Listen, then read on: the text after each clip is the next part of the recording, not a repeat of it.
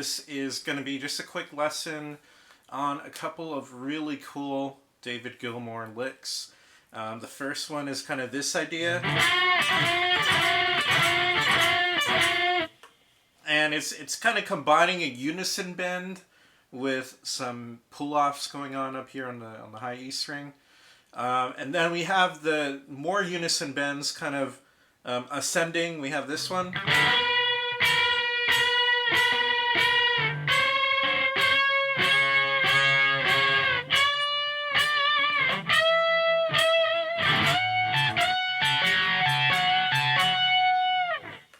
And then the lick right after it goes like this.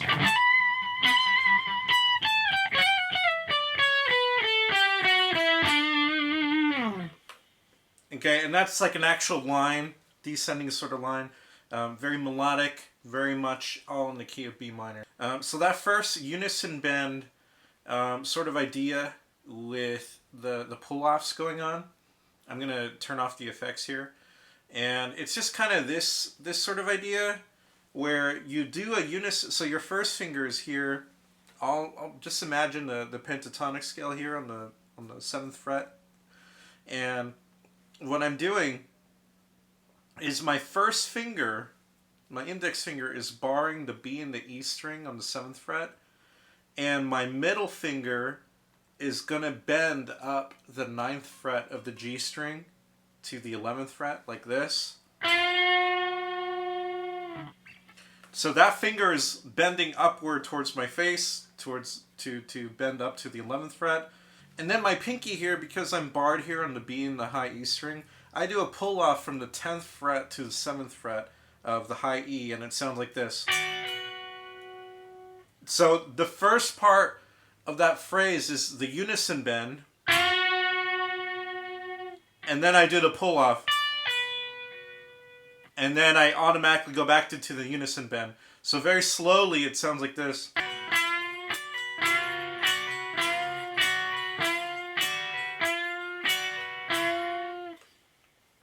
So in the beginning phrase, the unison bend on the B on the B and the G string. So I'm playing the B string, 7th fret, G string bending from the 9th fret up to the 11th, and I play those two strings. So the G and the B string are being played there at the same time. For the pull off, I'm actually playing the B and the high E string. So it sounds like this. That's kind of what I'm hearing there, the residual sound of the B string being barred there on the 7th fret. So again, one more time, very slow.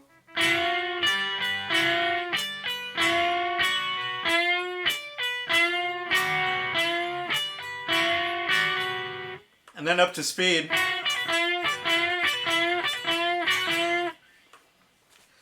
Lick number 2 is a series of unison bends going upward onto the neck. And it's on the B string and the high E string. So we're going to bend up the B string, and the high E string is that kind of pedal tone that's going to be consistent.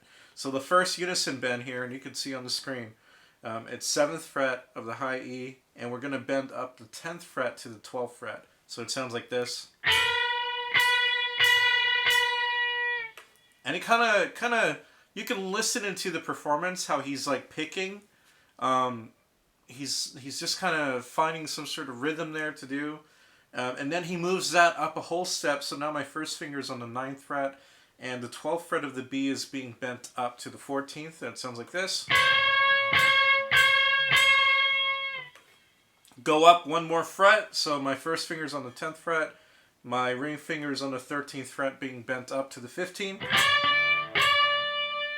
Move that up a whole step. 12 on the high E, 15 on the B being bent up to 17.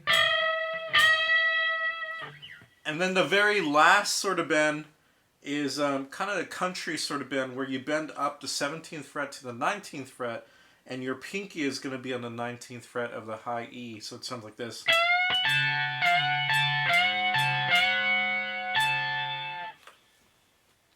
Anytime you're going to do unison bends like this, or any sort of bends like this, definitely make sure you're using other fingers to help prop up and push up.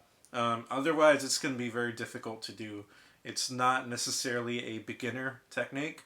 It does require some good finger strength. All right, and then lick number 3 is going to be this cool little phrase. Let me play it for you slowly.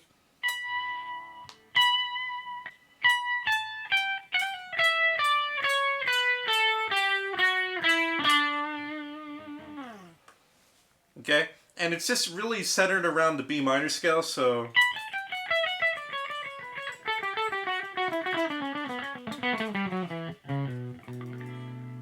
It's just centered around B minor, but we're just choosing a part of that phrase and going down and descending.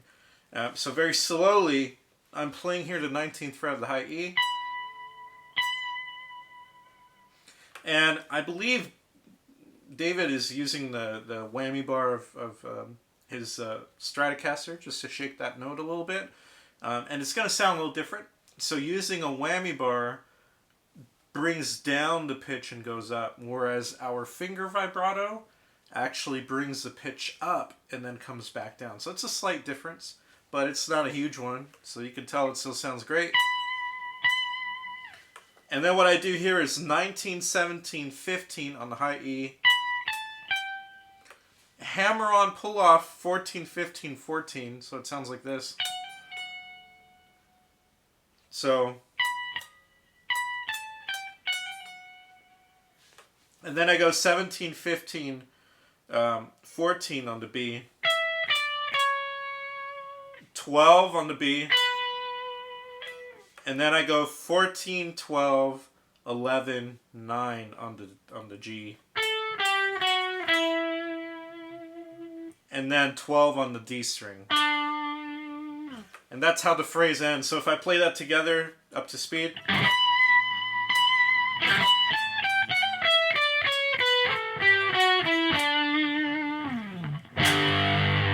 And that goes into the G chord, descending in that way. Okay, and those are the 3 ending licks, more or less, to David GIlmour's awesome solo for Comfortably Numb live in Pompeii. It's a very great performance. That whole entire concert is amazing. David is a great player. He's just a testament that you don't need to be fast to be an awesome player. Hopefully this helps you out. For whoever may want to learn this and learn some David GIlmour licks. Have a good one.